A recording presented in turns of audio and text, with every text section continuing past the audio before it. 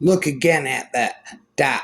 Again at that dot. That's here. That's home. That's us. On everyone you love, everyone you know, everyone you have ever heard of, every human being who has ever was lived out their lives. The aggregate of our joy and suffering. Thousands of confident religions, ideologies, and economic doctrines. Every hunter and forager, every hero and coward, every creator and destroyer of civilization, every king and peasant, every young couple in love, every mother and father, hopeful child, inventor and explorer, every teacher of morals, every corrupt politician, every superstar, every supreme leader, every saint and sinner in the history of our species lived there on a mote of dust, suspended in a sunbeam. The earth is a very small stage in a vast cosmic arena. Think of the endless cruelties visited by the inhabitants of one corner of this pixel on the scarcely distinguishable inhabitants of some other corner, how frequent their misunderstandings, how eager they are to kill one another, how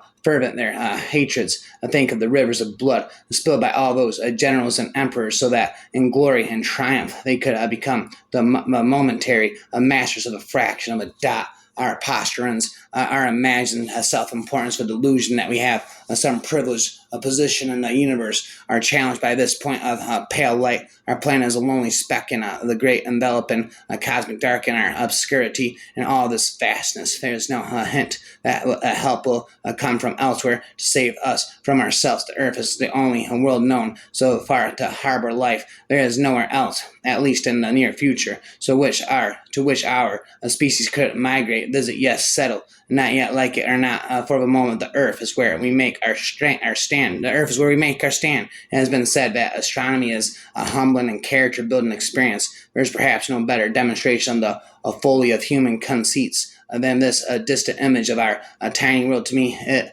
underscores our responsibility to deal more kindly with one another and to preserve one cherish the pale blue dot, the only home we've ever known. The clearest way into the universe is through a forest wilderness. Earth provides enough to satisfy every man's needs, but not every man's greed. Stars, too, were time travelers. How many of those ancient points of light were the last echoes of suns now dead? How many had been born, but their light not yet come this far? If all the suns but are collapsed tonight, how many lifetimes would it take us to realize we were alone? I had always known the sky was full of mysteries, but not until now had I realized how full of them the earth was. It is spring again. It is spring again. The earth is like a child that knows poems by heart. Once there was a brook, a trout, and streams in the mountains. You could see them standing in the amber current where the white edges of their fins wimpled softly in the flow. They smelled of moss in your hand, polished and muscular and torsional on their backs, were vermiculate patterns that were maps of the world, and it's becoming maps of mazes of a thing which cannot be put back, not be made right again. In the deep glens where they lived, all things were older than man, and they hummed a mystery. Lovers and madmen have such a sieve and a brain, such shape and fantasies that apprehend more than a cool reason ever apprehends. The lunatic, the lover, and the poet are of imagination all compact, and one sees more devils than a vast shell can hold. That is the madman, the lover, all as a frantic sees Helen's beauty in a brow of Egypt's a poet's eye, and fine frenzy rolling a doff glance from heaven to earth, from earth to heaven, as imagination bodies forth the forms of things unknown. The poet's pen turns them to shapes and gives to area nothing a local habitation and a name. Earth's crammed with heaven, but only he who sees takes off his shoes. Heaven is under our feet as well as over our heads. Far out in the uncharted backwaters of the unfashionable end of the western spiral arm of the galaxy lies a small, unregarded yellow sun orbiting this at a distance of roughly 92 million miles. Is an utterly insignificant little blue-green planet whose ape-descended life forms are so amazingly primitive that they still think digital watches are a pretty neat idea. The only thing that scares me more than space aliens is the idea that there aren't any space aliens. We can't be the best that creation has to offer. I pray we're not all there is. If so, we're in big trouble. I am thinking of beauty again, how some things are hunted because we have deemed them beautiful, if relative to the history of our planet. An individual life is so short a blink, as they say, then to be gorgeous. even from the day you're born to the day you die, is to be gorgeous only briefly. What is the use of a house if you haven't got a tolerable planet put it on to put it on? Everybody has a little bit of the sun and moon in them. Everybody has a little bit of man, woman, and animal in them, dark and lights in them. Everyone is a part of a connected cosmic system, part of earth and sea, wind and fire, with some salt and dust swimming in them. We have a universe within ourselves that mimics the universe outside. None of us are just black or white or never wrong and always right. No one exists without polarities. Everybody has good and bad forces working within them, against them, within them, part sun and part moon, and spent a buffoon. You have lost your reason. You have lost your reason and taken the wrong path. You have taken lies for truth and hideousness for beauty. You would marvel with owing to strange events of some sorts. Frogs and lizards suddenly grew in apple and orange trees instead of fruit, or if roses began to smell like a sweating horse. So I marvel at you who exchanged heaven for earth. I don't want to understand you. I don't want to understand you. What makes earth feel like hell is our expectation that it should feel like heaven. Trees are poems that the earth writes upon the sky. I can safely say, on the authority of all that is revealed in the word of God, that any man and woman of this earth, on this earth, who is bored and turned off by worship, is not ready for heaven. Oh, sunlight, the most precious gold to be found on earth, a tree of which we are branches on.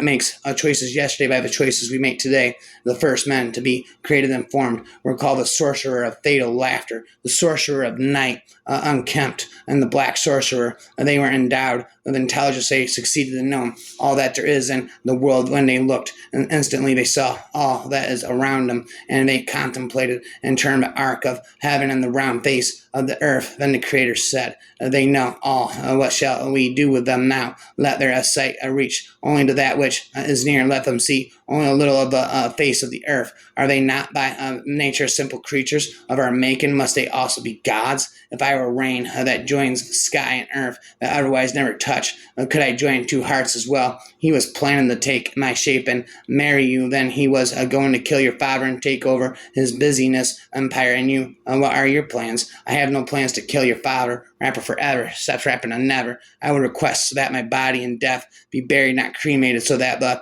energy content contained within it gets returned to the earth, so that the flora and the fauna can divine upon it, just as I have dined upon flora and fauna during my lifetime. Sometimes I go to God and say, God, if thou doubts, I never answer another prayer. While I live on this earth, I will still worship thee as long as I live and end the ages. For what thou hast done already. God's already put me so far in debt that if I were to live 1,000,000 millenniums, I couldn't pay him for what he's done for me. Each day is born with a sunrise and ends in a sunset. The same way we open our eyes to see the light and close in the sea to hear the dark. You have no control over how your story begins or ends, but by now you should know that all things have an end, and every spark returns to darkness, every sound returns to silence, and every flower returns to sleep with the earth. The journey of the sun, the moon, is predictable by years, is your ultimate art. Earth breathes in us. Those who contemplate the beauty of the earth finds reserves of strength that will endure as long as life lasts. Before you call yourself a Christian, Buddhist, Muslim, Hindu, or any other theology, learn to be human first. I'm very much down to earth, just not this earth. He sounds like a politician running for office. And Western civilization is a loaded gun pointed at the head of his planet. Everybody wants to save the earth. Nobody wants to help mom do the dishes. The love of the wilderness is more than a hunger for what is always beyond reach. It is also an expression of loyalty to the earth which bore us and sustains us. The only paradise we shall ever know, the only paradise we ever need. If only we had eyes to see when God takes out the trash. Don't go digging back through it. Trust him, spit him, wrap him. Forever again, my friend, I said, I feel no need for any other faith than my faith in the kindness of human beings. I am so absorbed in the wonder of earth and life upon it, and that I cannot think of heaven and angels. The earth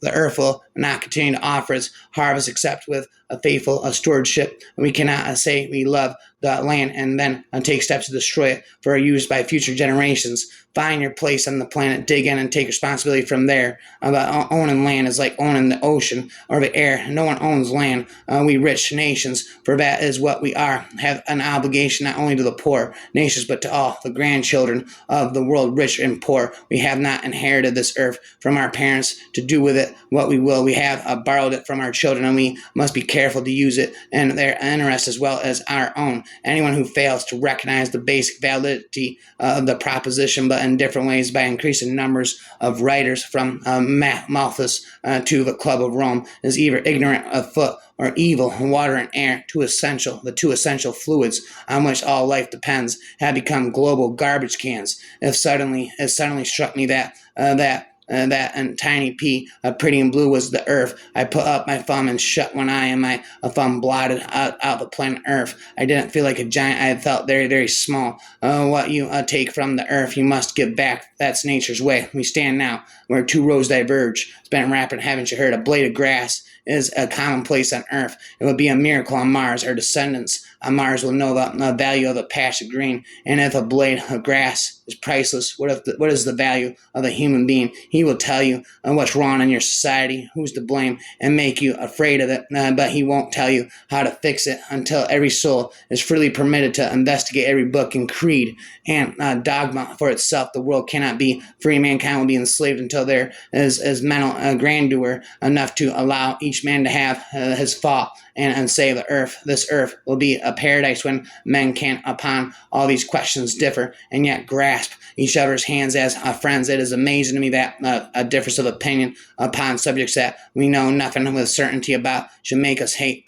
persecute, and despise each other. Why a difference of opinion upon predestination or a trinity should make people imprison and burn each other seems beyond a comprehension of man. And yet in all countries where Christians have existed, they have destroyed each other to the exact extent of their power. Why should a believer in God hate an atheist? Surely the atheist has not injured God, blah, blah, blah, blah, blah, na, na, la, la, ooh, la, la, da, da, caw, caw. Lights grow brighter as the earth lurches away from the sun. The fact that a cloud from a minor volcanic eruption, an ice and a small disturbance in the complex a mechanism of life on the earth can bring to a standstill aerial traffic over an entire continent is a reminder of how, with all its power to transform nature, humankind remains just another species on the planet Earth. The inhabitants of the earth are of two sorts: of those with brains but no religion, and those with religion but no brains. Everything turns, rotates, spins, circles, loops, pulsates, resonates, and repeats. Circles of light born from pulses of light vibrate to breathe while spiraling outwards for infinity through the lens of time and into a sea of stars and lucid dreams. It seems we don't inherit the earth from our ancestors. We don't inherit the earth from our ancestors. We borrow it from our children. Our love was born outside the walls, in the wind, in the night, in the earth, and that's what the clay and the flower, the mud and the roots. Know your name. National boundaries are not evident when we view the earth from space. Fanatical, ethnic, or religious, or national chauvinisms are a little difficult to maintain when we see our planet as a fragile blue crescent fading to become an inconspicuous point of light against the bastion and citadel of stars. But even in the much publicized rebellion of the young against the materialism of the affluent society, the consumer mentality is too often still intact. Standards of behavior are still those of kind and quantity. The security sought is still security of numbers, and the chief motive is still the consumer anxiety that is missing out on what is in the state of total consumerism, which is to say a state of helpless dependence on things and services and ideas and motives that we have forgotten how to provide ourselves. All meaningful contact between ourselves and the earth is broken. We do not understand the earth in terms either of what it offers us or of what it requires of us. And I think it is the rule that what people inevitably destroy, what they do not understand. The bright side of the planet moves toward darkness, and the cities are falling asleep each in its hour. And for me now, as then, it is too much. There is too much world. One God, many faces, one family, many races, one truth, many paths,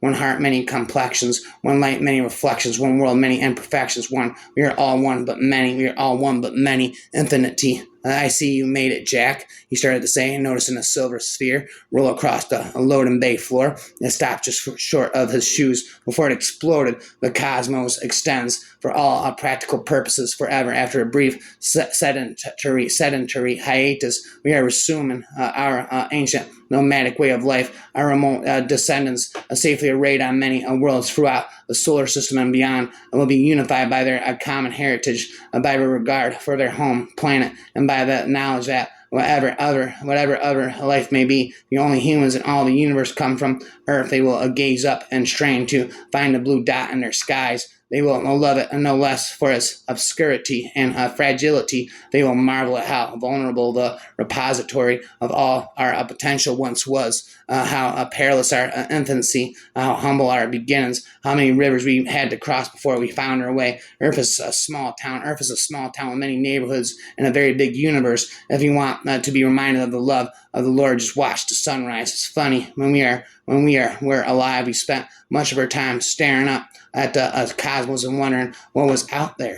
We were obsessed with the moon and whether we could one day visit it. The day we finally walked on it was celebrated worldwide as perhaps man's greatest achievement, but it was while we were there gathering rocks from the moon's desolate landscape that we looked up and caught a glimpse of just how incredible our own planet was. A singular, astonishing beauty. We called her Mother Earth because she gave birth to us, and then we sucked her dry rhymes all night. It is a wholesome and necessary thing for us to turn again to the earth, and in the contemplation of her beauties to know a sense of wonder and humility. The care of the earth is our most ancient and most worthy, and after all, our most pleasing responsibility to cherish what remains of it and to foster its renewal is our only legitimate hope. It takes just one carefree idle, one mass trend to set Earth's healing in motion. Intelligence is more important than strength. That is why Earth is ruled by men and not by animals. How I wish I was like the water flowing so freely with every drop. Let my every emotion wonder. No need to start nor even stop. How I wish I was like the fire burning with every flame up, while leaving a trace of hot desire as a phoenix raises its wings up. How I wish I was like the earth, raising each flower from the ground, seeing the beauty of death and birth. How it hurts all the universe, all the knowledge in the universe, how it hurts, and then return to the ground. How I wish I was like the wind, hearing each whisper sound and fall, a lonesome and wandering little wind, a shattering all that has been saw. Oh, how I wish I was where you are, not separated by empty space so far. It seems like we're galaxies apart, but we find hope within our heart. And how I wish I was all of the above, so I can come below and yet forget the beauty of angels which come down like a dove, turtle dove from above, and demons who love with no regret. All the sleepless nights I have spent reading and spitting again, rapping and memorizing everything I ever spoke again. What is reality except for the things that people universally experience the same way we theorize? That if these disruptions, we theorize that if these disruptions continue to happen, eventually the separate realities will begin to compete with our primary reality for dominance, and there will end up being a no safe reality to live in. No, said the doctor. It's something I've never seen before, something I don't think anyone has ever seen before. The irony of life is our greatest fear is to forget, yet it's the only certain fate that anything has ever met. But we know one day our Earth will find itself a victim to time, that nothing will be left to tell of our story, of your story and mine, to tell of your story and mine, and still through life we rush, scrambling for something to remember, perish to fall, that ash be ash, and not the memory of an ember, forever rhymer. Remain faithful to the earth, remain faithful to the earth. My brothers, when the power of your virtue, let your gift, given love, and your knowledge serve the meaning of the earth. Of us I beg and beseech you, do not let them fly away from earthly things and beat with their wings against eternal walls. Alas, there was always been so much virtue that has flown away, led back to the earth, the virtue that flew away as I do, back to the body, back to life, that it may give the earth a meaning, a human meaning. I must admit that if there was ever going to be a woman to take my mind and heart off of, and that it would have been Aiden. The world was becoming a very puzzling place for me. I didn't understand why bad people were allowed to tell good people what to do. What kind of world would allow that to happen? What an astonishment to breathe on this breathing planet. What a blessing to be Earth, loving Earth. We are not on this planet to ask forgiveness of our deities. I wish I had done everything on earth with you. One can no more approach people without love than one can approach bees without care, such as the quality of bees on a long flight after periods of crisis and many hours of fatigue. Mind and body may become disunited until at times they seem completely different elements, as though the body were only a home with which the mind has been associated by, but by no means bound. Consciousness grows independent of the ordinary senses you see, without assistance from the eyes. Over distances beyond the visual horizon, there are moments when existence appears independent even of the mind. The importance of physical desire and immediate surroundings is submerged, and apprehension of universal values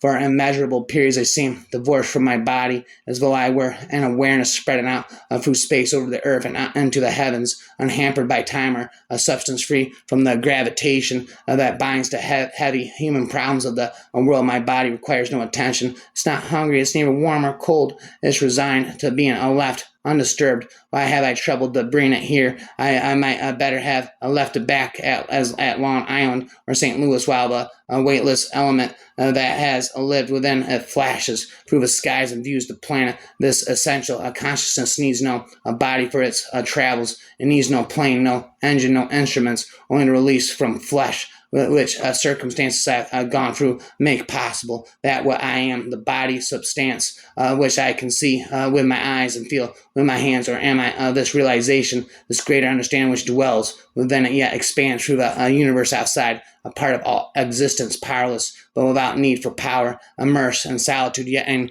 contact with all creation. There are moments when the two appear inseparable, and others when they could be cut apart by the merest flash of light, while my hand is on the stick, my feet on the rudder, and my eyes on the compass. This consciousness, like a winged messenger, goes out to visit the waves below, testing the warmth of water, the speed of wind, the thickness of inventing clouds. It goes north to the glacial coasts of Greenland, over the horizon to the edge of dawn, ahead to Ireland, England, and the continent of Europe, away through space to the moon and stars, always returning unwillingly to the immortal duty of seeing that the limbs and muscles have attended their routine while it was gone. She already felt dead, and every but name what remained to be taken from her. She longed to be enfolded, welcomed into the earth, to breathe no more, love no more, hurt no more. Society has three stages: savagery, ascendance, and decadence. The great rise because of savagery. They rule in ascendance. They fall because of their own decadence. He tells how the Persians were felled, how the Romans collapsed because their rulers forgot how their parents gained them an empire. He prattles about Muslims and dynasties and European effeminacy and Chinese regionalism and American self-loathing and self-nurturing.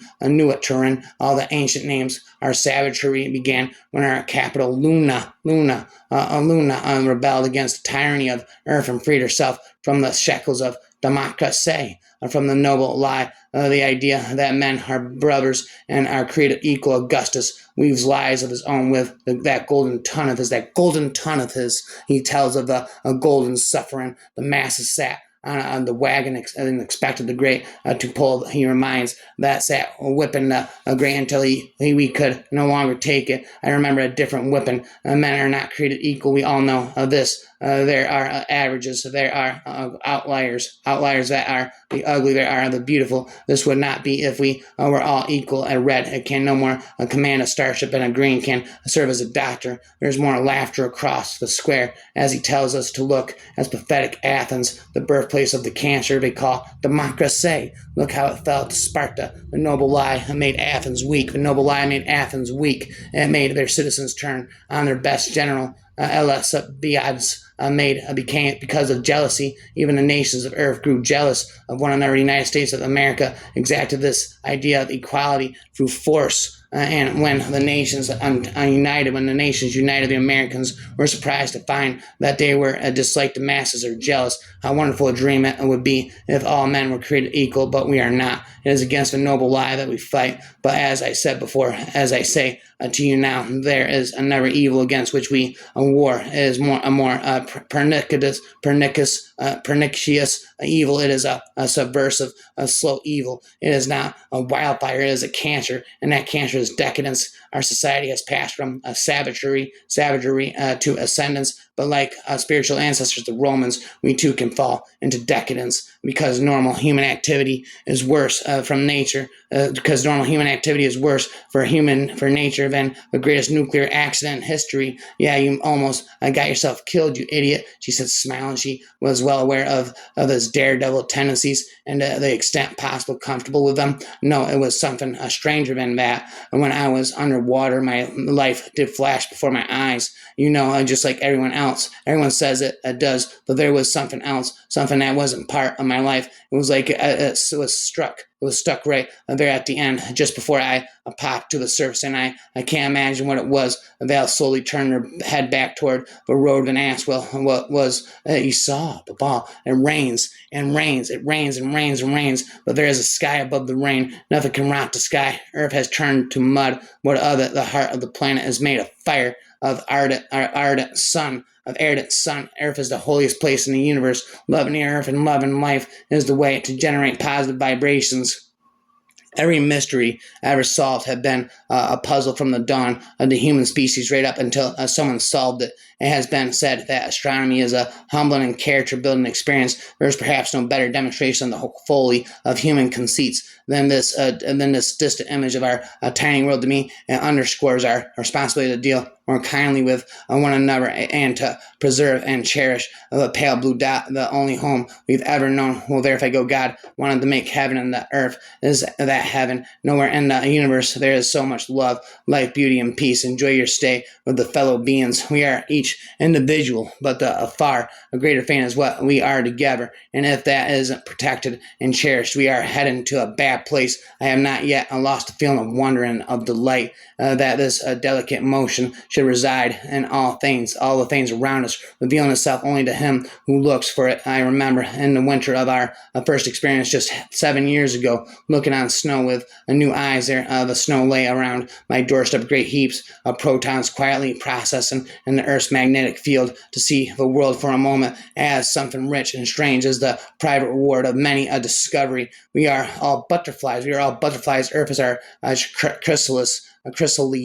We are all butterflies. Earth is our chrysalis. It's been rhyming to be monopoly, sloppity, floppity. We have lived by the assumption that what was good for us would be good for the world. And this has been based on even flimsier assumption that we could know with any certainty that was what was good even for us. We have fulfilled the danger of this by making our personal pride and greed the standard of our behavior toward the world, to the incalculable disadvantage of the world and every living thing in it. And now perhaps very close, too late. It's too late. It's not too late. It's never too late to make things right. It's never too late to make things right. Our great error has become clear. It is not only our own creativity, our own capacity for life that is stifled by our arrogant assumption. The creation itself is stifled. We have been wrong. We must change our lives so that it will be possible to live by the contrary assumption that what is good for the world will be good for us. And that requires that we make the effort to know the world and to learn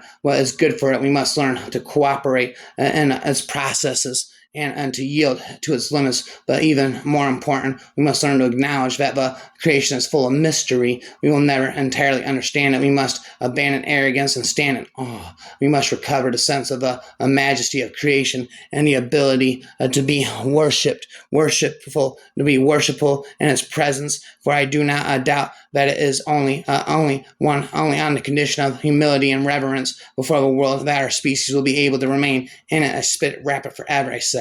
Earth, my deepest. Oh, believe me, no longer need your springtimes to win me over unspeakably. I have belonged to you from the flush, rhyme, bush. We are either going to have a future where women lead the way to make a peace with the earth, or we are not going to have a human future at all. Who are the lunatics, the ones who see horror in the heart of their fellow humans and search for peace at any price, or the ones who pretend they don't see what's going on around them? The world belongs either to lunatics lunatics or hypocrites. There are no other races on this earth. You must choose which one to belong to, spend bonds to, spend smoking, taking a hit of that Jigglypuff weed, pass it along to me. I'll figure out how to be a ruler. I'll figure out how to be a truer, to let people go if they need to be let go of, and to hold on tight if that's what's called for. I will pay attention so I can cross each human heart that comes across my path, cross it as true as I can. We humans may be brilliant and we may be special, but we are still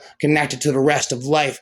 No one reminds us of this better than our dogs. Perhaps the human condition will always include attempts to remind ourselves that we are separate from the rest of the natural world. We are different from other animals. That's undeniably true. But while acknowledging that, we must acknowledge another truth, a truth that we are also the same. That is what dogs and their emotions give us. A connection of life on earth to all that bird that binds, all that binds and cradles us, lest we begin to feel too alone. Dogs are our bridge, our connection, who we really are, and most tellingly who we want to be when we call them home to us. Is as if we are calling home for them, for home itself, and that'll do dogs. That'll do. Yes, it's true. A toucan Scooby-Doo. That'll do.